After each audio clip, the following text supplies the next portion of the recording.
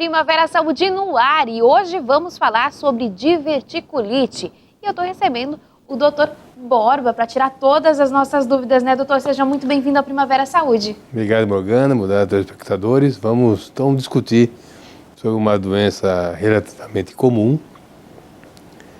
30% das pessoas acima de 50 anos têm. E raramente acontece antes dos 30 anos. Isso nós falamos em diverticulose intestinal, né? Já que o divertículo pode também ocorrer em outras áreas do corpo, tipo bexiga, esôfago e duodeno. Né? Bom, vamos começar já então falando um pouquinho sobre como definir exatamente, né, o que é diverticulite. Tem alguma coisa para mostrar? Só uma imagem para mostrar? Vamos ver aí umas imagens então, Ficou diretor, preparado? por favor.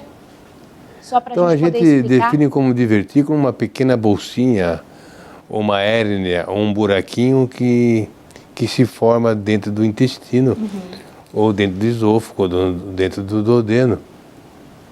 Isso, né? Eu não tenho como mostrar com o dedo, mas dá para notar aquelas bolsinhas ali onde estão gravados. Então, o que se forma isso, na verdade, não se tem uma informação correta.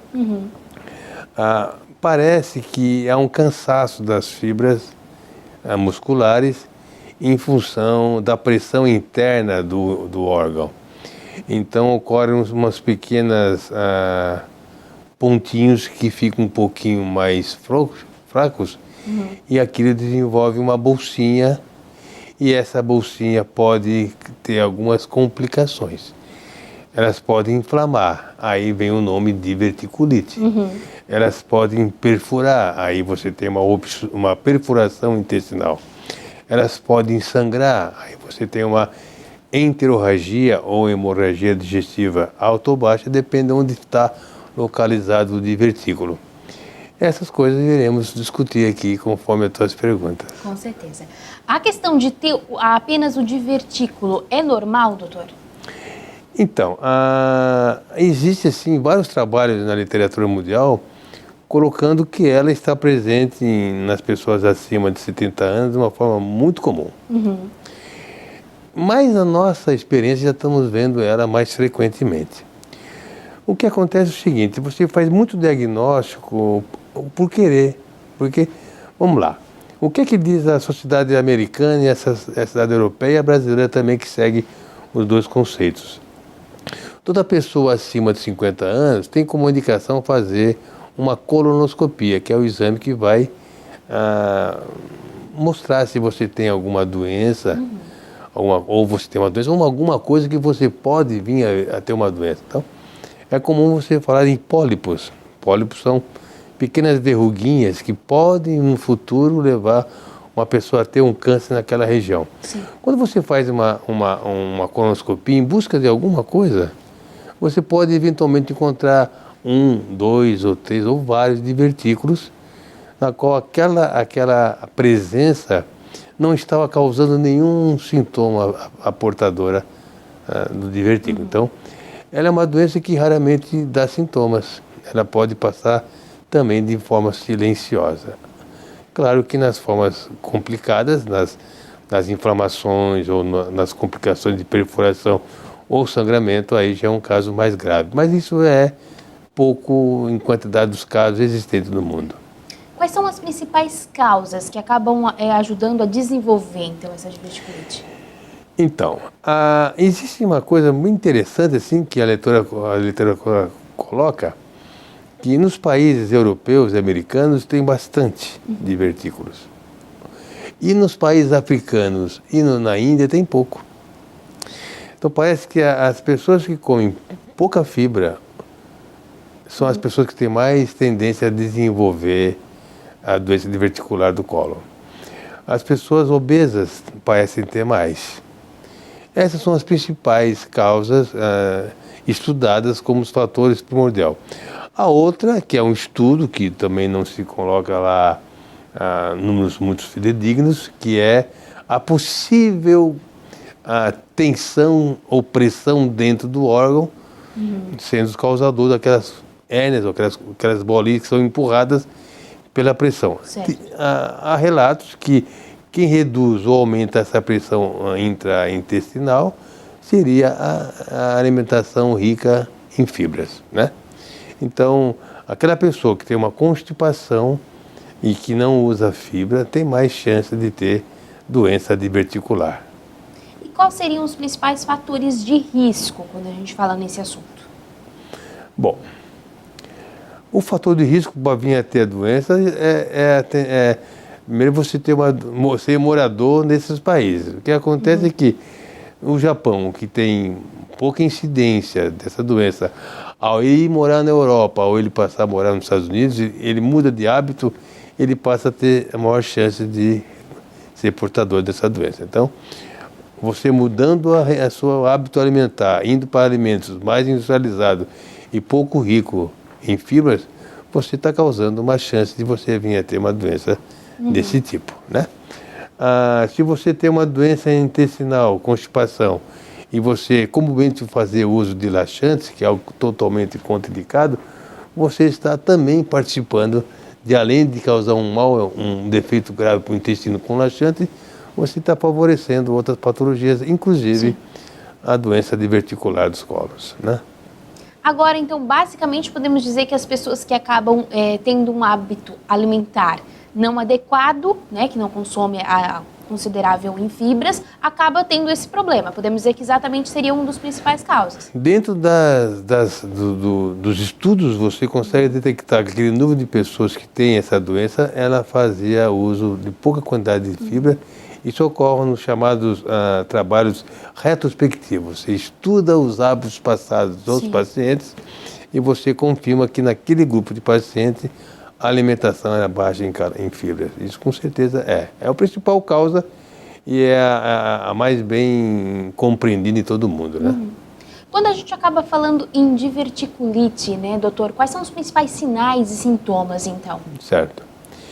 Então, já foi falado aqui alguma vez sobre a síndrome do intestino irritado. Com certeza. Né?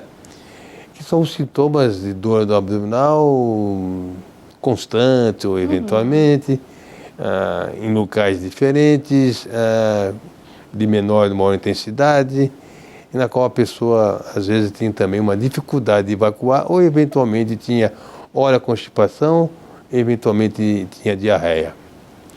Um paciente com divertículo pode ter um quadro muito semelhante ao que uma pessoa de portadora do síndrome tem.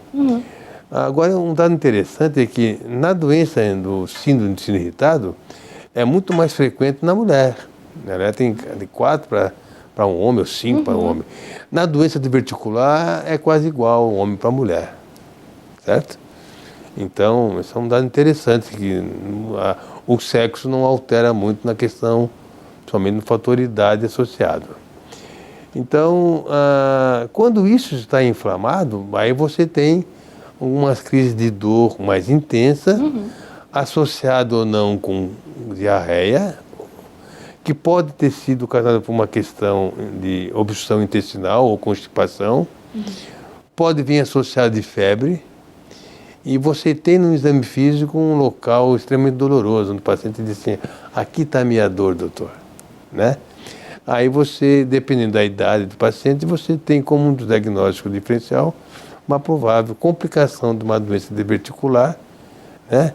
E que o exame de imagem que mais nos dá um padrão diagnóstico seria a tomografia abdominal, que é o padrão ouro, um diagnóstico de complicação da diverticulite. Né?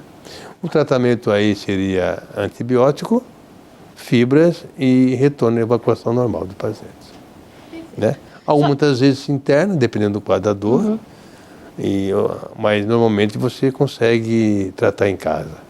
Só é importante ressaltar, o doutor acabou lembrando uma outra passagem que ele teve aqui no Primavera Saúde, que ele acabou tratando sobre a síndrome do intestino irritável. E para você que ficou curioso em conhecer um pouquinho mais sobre esse assunto, tem no YouTube, então visita lá a nossa página no Primavera Saúde e vai acabar tendo todas as informações necessárias. Nós já continuamos falando sobre diverticulite, nós vamos para um breve intervalo e voltamos já já.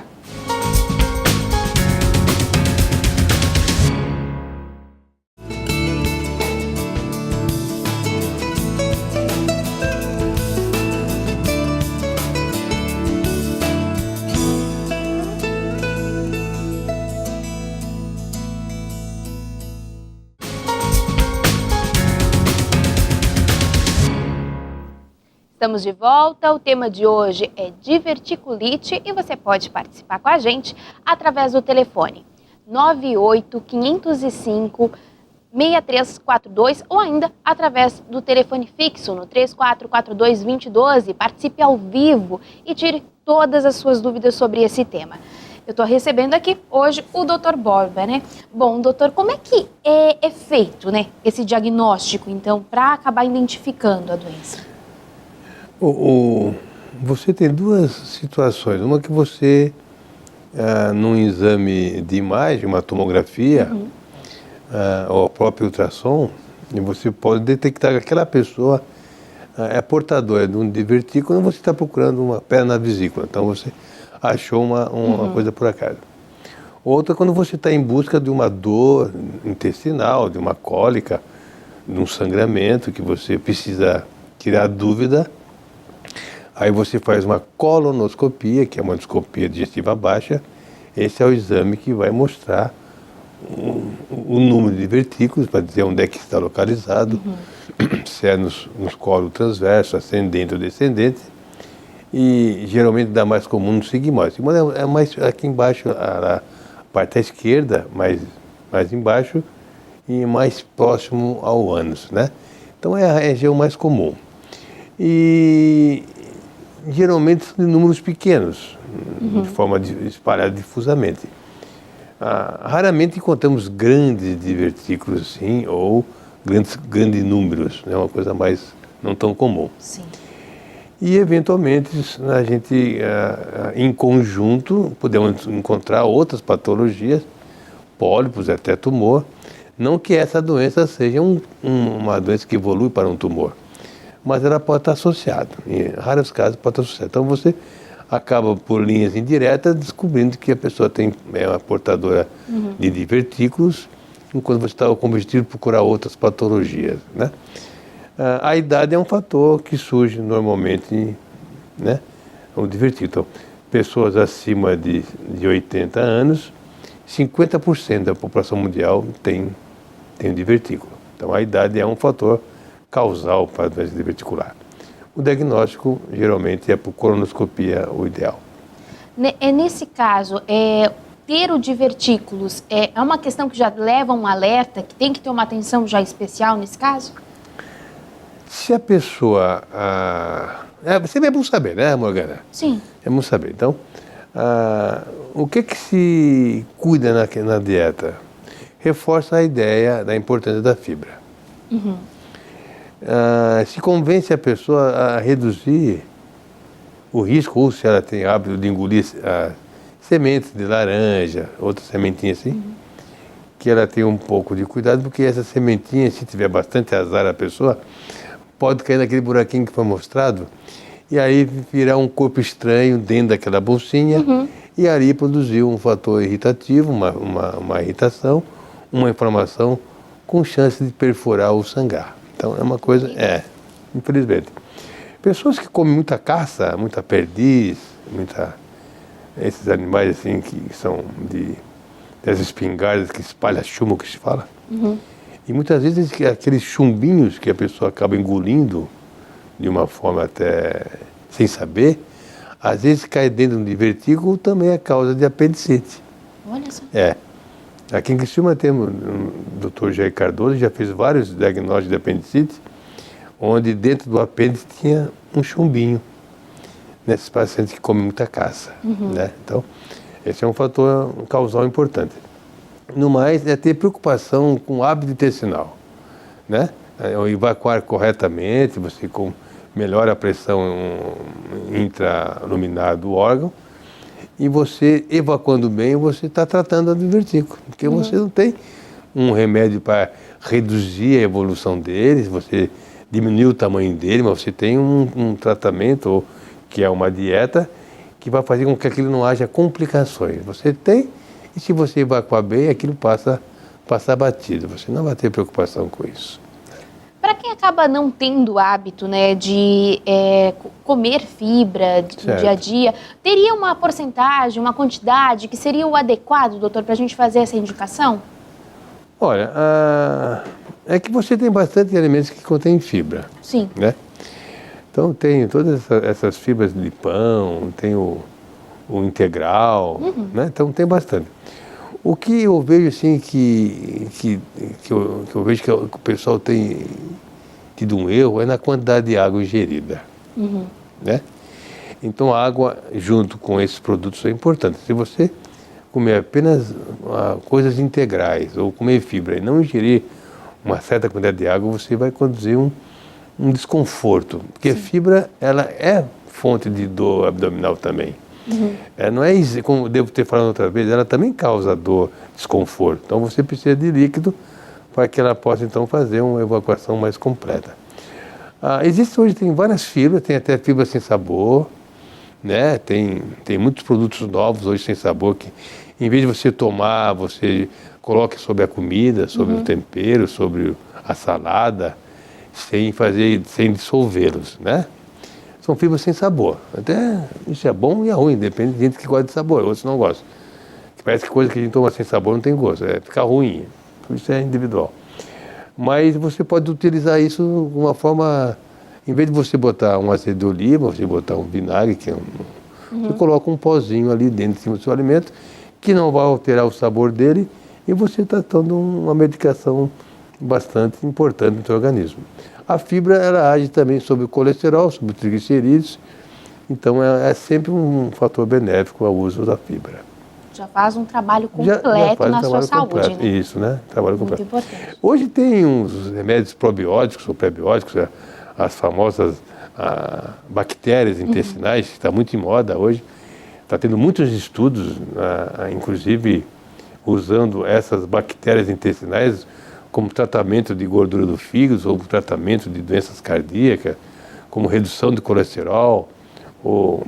Parece que hoje o pool da medicina está no estudo sobre as bactérias intestinais como um caminho para solucionar muitas coisas. Sim. Como a medicina tem dessas fases, que acha um lugar e depois vai se ver, não encontra muita coisa, mas eu acho que esse é um caminho bem promissor, que vai pelo menos resolver as questões funcionais intestinais. Se vai atuar sobre o coração e sobre o fígado, é algo que está indo a caminho, mas está dando sinais que tem bastante repercussão positiva nas soluções de muitos problemas que nós achávamos que estavam encontrando no antibiótico ou na medicação.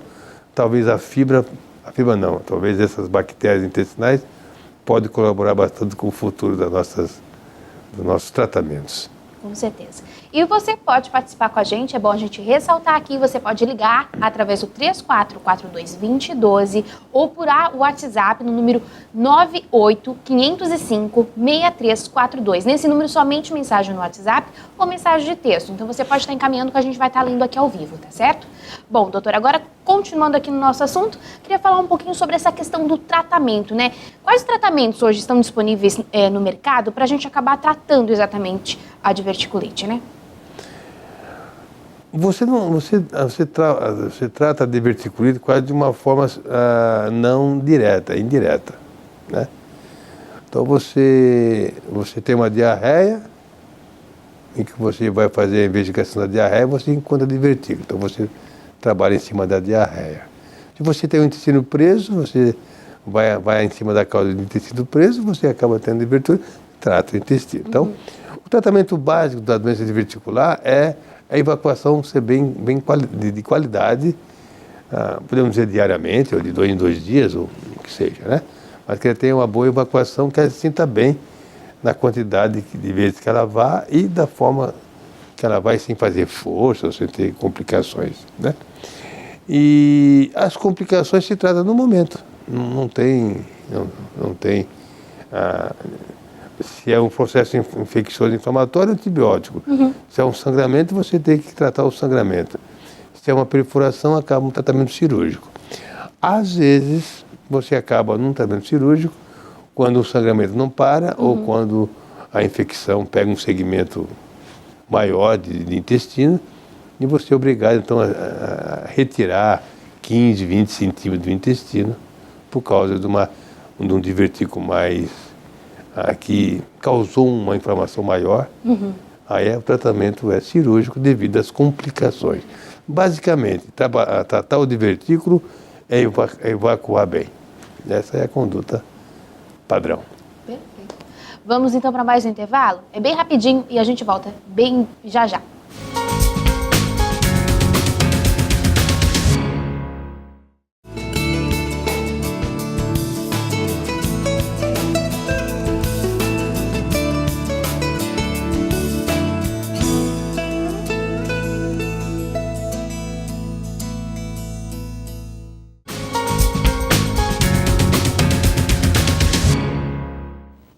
Estamos de volta e eu conto com a sua participação através do telefone 98505-6342. Pode mandar a sua mensagem através do WhatsApp ou mensagem de texto. E também através do 3442-2012, você pode deixar a sua pergunta que a nossa produção vai estar passando então e a gente vai estar realizando e tirando todas as suas dúvidas, tá ok? Nosso tema de hoje é diverticulite. Bom, doutor Borba, agora eu queria falar um pouquinho sobre quem tem diverticulite, como é que é para conviver, né, com essa doença. Fácil. É tranquilo. É tranquilo. A questão é o seguinte, às vezes ela nunca está sozinha. Como eu falei, a idade ela é um fator causal, não um fator das complicações. Então, se você vê uma pessoa de uma certa idade, lá os seus 80, 90 anos de idade, que aumenta bastante o índice dessa patologia, geralmente ela está usando o quê? Outras medicações, né? Então, se ela tem osteoporose, está usando cálcio, está usando outras medicações, que ocasionalmente causa constipação. Bom, ela começa a ver os efeitos colaterais das medicações usadas. Aí você teve um problema cardíaco, e você, ou vascular, ou de uma isquemia, que você usa aspirina, ou AS infantil, ou outros sangue antiplaquetários, que isso aumenta o risco de sangramento. Desde sangramento de estômago, ou sangramento de gengiva, mas pode haver também sangramento intestinal. Então você... Aí tem a questão da pessoa que está acamada ou a pessoa que está com dificuldade de caminhar, o próprio falta de exercício faz ficar mais constipado. Né? Aí tem a pessoa que toma mais remédio, que toma acalmante, isso, aquilo, também tem um índice de efeito sobre o intestino pior. Então, a complicação do intestino, ela também se reflete devido aos efeitos colaterais das medicações que as pessoas são obrigadas a utilizar, né?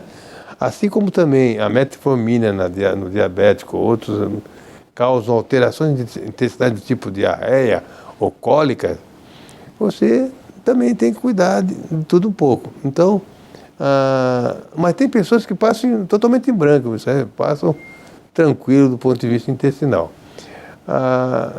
Se você toma todas essas medicações e você está evacuando bem, está tudo legal, né?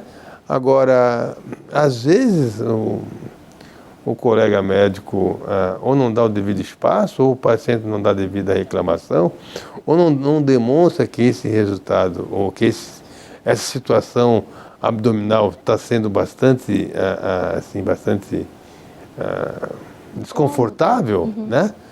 E o médico não sabe se a pessoa tem isso.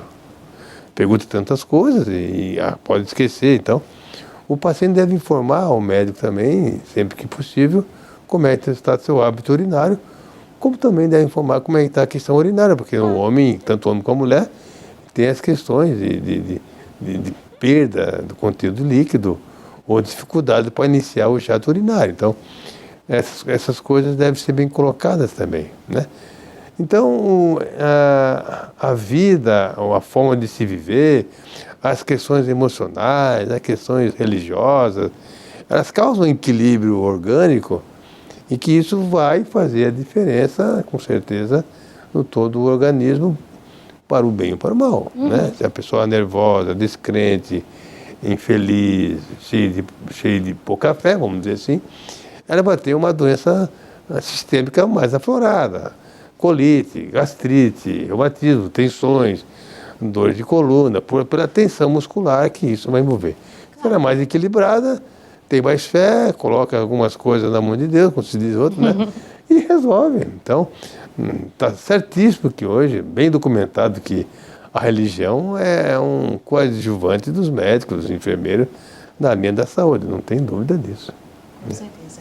Agora, doutor, muito a gente se falou durante todo o programa a questão da pessoa que tem constipação, né? Prisão de ventre. Nesse caso, doutor, a gente pode dizer que é um fator e é um sintoma que ele tem que realmente ser levado em consideração e ser prestado muita atenção pelo paciente? Tem. Tem porque é bem claro assim, a história. Você é portador de diverticulose, porque você foi lá e quis fazer um check-up e descobriu que você tem divertículo. Uhum. E se você evacua bem, ele não sente nada. A doença, ela é sem sintoma. Mais uma doença, parece contrassenso, é uma doença sem sintoma, porque Sim. a hepatite é uma doença que não dá sintoma. Claro. Né? Então, existe várias doenças sem sintoma. Não é um reumatismo, não é um problema de ligamento que você dificulta você caminhar, coisa parecida. Mas eu digo que sempre é tão preocupante quanto, né? Claro, porque tu não consegue descobrir, né? Então, a questão da boa evacuação, ela porque as pessoas não se dão conta o quanto que o intestino ele é desconfortável e bastante, vamos botar um fator bastante assim, constrangedor na sua vida pessoal. Então, essa semana eu atendi uma paciente que ela tem que evacuar 2 vezes antes de sair de casa. Olha. Então, ela fica esperando a segunda, porque ela fica insegura. Né? Então, tem evacuação às 7 da manhã e às 9, então é só depois das 9. E depois ela passa o resto do dia sem evacuar. Isso é uma pessoa que tem ali um fator emocional que está sendo tratada, porque isso não mais prejudica. Acaba prejudicando a muita rotina dela, né? gente deixa de ir na cidade ou passear porque tem medo de ter uma crise de dor, de diarreia. E aí, como é que faz? Então, cria um fantasma enorme, então, e que deixa de passear, deixa de ir para comer, deixa de ir para visitar. Vira um problema social. Totalmente. E aí também atrapalha o seu amigo, o seu companheira que quer ir, acaba não indo porque para ser solidário à pessoa que infelizmente não está se dando conta que isso é um trauma emocional que ela tem que perder, senão Sim. a vida dela fica uma qualidade bastante ruim, né? Fica paralisada praticamente. Paralisada. Vamos agora ler uma participação aqui. Um paciente seu Borba, ele está agradecendo então porque o senhor acabou curando ele, diz ele. É o Boaroli. Boaroli? Ah, muito obrigado. Boaroli. Obrigada, Boaroli, pela participação. Muito obrigado. Né? Pelo menos é alguém falando bem. É um reconhecimento, e aí né? Peço desculpa também a todas as pessoas que eu ocasionalmente não tenha curado, porque isso também não só não depende de mim também, né? Claro. Mas a gente sempre... Porque às vezes o que acontece é assim, ó. A pessoa vai lá com uma questão que eu não resolvi, mas lá na frente ele acaba descobrindo que acabou tendo uma alergia que naquele momento não tinha. Sim. Então a vida vai mudando, o diagnóstico vai mudando, então você acaba às vezes falhando, às vezes não observando, às vezes aquele fator que você chamou a atenção não era tão importante, o outro era mais. E a gente acaba também falhando, porque a gente atende bastante gente, né? Sim. Não dá para curar todos, infelizmente o desejo seria, né? Mas Deus não me deu esse poder todo, né? Mas já mudando algumas vidas sempre é um Bastante. reconhecimento, né? Acho que sempre tem alguém que agradece. Eu sempre tenho o problema de pedir desculpa para os outros que eu não conseguiu. Que eu não consegui, é isso aí. Bom, doutora, mas agora, voltando ao nosso tema, tem uma questão que é preocupante, que é a questão da prevenção. Existe uma maneira de se prevenir, de tentar evitar que isso aconteça? A prevenção está na fibra. Volta mesmo assunto. Claro, a prevenção está na fibra, mas também está na questão do exercícios físicos, de não ser tão sedentário. Porque essas coisas, além da fibra, do exercício e da boa vida social, tudo isso sabe-se que tem repercussão sobre o funcionamento do intestino. Então, não adianta você entupir de fibra se você não toma água, ou se você não sai da cama, ou se você não faz as coisas que poderia ser feito. Então, é um conjunto de situações que vão equilibrar o seu corpo, favorecendo um bom funcionamento de tudo, né? Se você, então, a prática quase é quase igual a todos, né? Verdade. Então, a medicina, como qualquer outra coisa, eu vou deixar aqui uma coisa muito clara para vocês, que já estou com alguns anos de medicina, não existe solução mágica. Você não pensa que agora tem um produto que vai curar tudo. Não, essas remédios novos que estão sendo criados, das bactérias que eu falei, Sim. com certeza não vão resolver aquele cara que bebe, que fuma, que não sai de casa, que só come porcaria, não vai resolver aqueles caras. E esses caras que é a maioria da população. Então, aquele coitado do estudante que trabalha e estuda, como é que ele vai se alimentar bem à noite? Esse cara cansado, dorme, come e dorme, ele vai ter refluxo, então essa bactéria não vai solucionar. Sim. Coitado daquela fase que está trabalhando e estudando, né? Então, são situações que a gente não tem como se ver livre. Então, é a pessoa que vai ter que ter um certo entendimento que ele é participador. Ele é todo dentro da sua estrutura física e mental, né? E nós vamos estar aí colocando, os amigos, e médicos, psicólogos e terapeutas vão ser pessoas que vão estar ajudando a ele a se encaixar dentro da vida, dentro das normas, não ditas sociais, mas normas de saúde, né?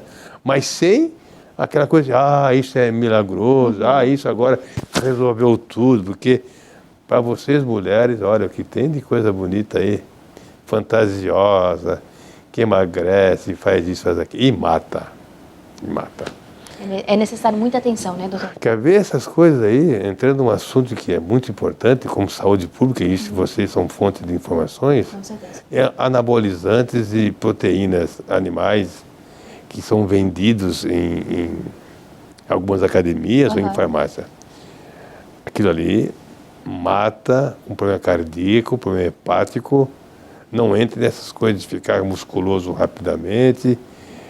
Também outros remédios não emagrecem tão rapidamente. E se emagrece rapidamente é porque alguma coisa errada está fazendo com o seu organismo. Com certeza. Então não tem muito milagre. Tem milagre, né? Não tem milagre nessas coisas, não. Bom, doutor, a gente está chegando na reta final do Primavera Saúde. Eu deixo esse espaço aberto para o senhor fazer suas considerações finais. Bom, eu queria agradecer mais uma vez a você, Morgana, aos espectadores, por ser convidado a estar aqui. Eu me sinto muito bem aqui, nossa, porque muito legal. E eu acho que espero ter respondido as suas perguntas. Com certeza. Ter sido claro para os telespectadores e me coloco à disposição aqui em outro lugar para eventuais discussões. Muito obrigado. Com certeza. Nós que agradecemos a sua participação mais uma vez, doutor Borba. Muito obrigado. Bom, vamos para o nosso momento de reflexão? Eu te exaltarei, Senhor, pois tu me reergueste e não deixaste que meus inimigos se divertissem às minhas custas. Senhor meu Deus, a ti clamei por socorro e tu me curaste. Salmo 30, versículo 1 e 2, Primavera Saúde vai ficando por aqui. Nós voltamos semana que vem, se Deus quiser. Até lá! Tchau, tchau!